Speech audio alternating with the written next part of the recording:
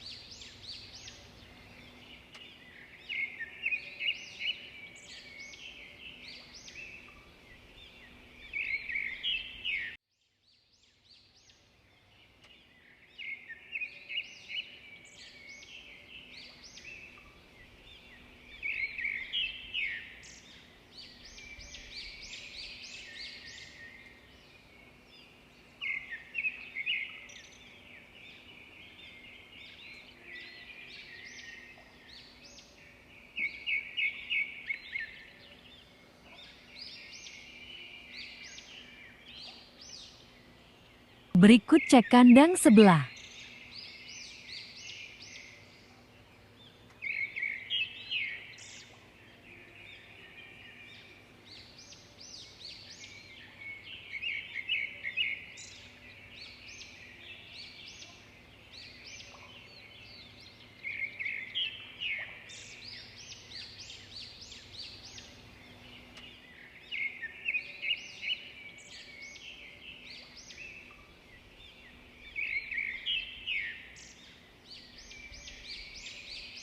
Alhamdulillah satu anakan sudah mulai berbulu.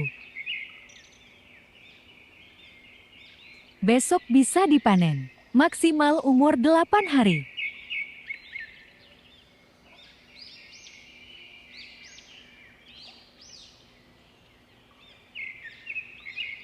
Terima kasih sudah mampir di channel MNR Antik Berkicau.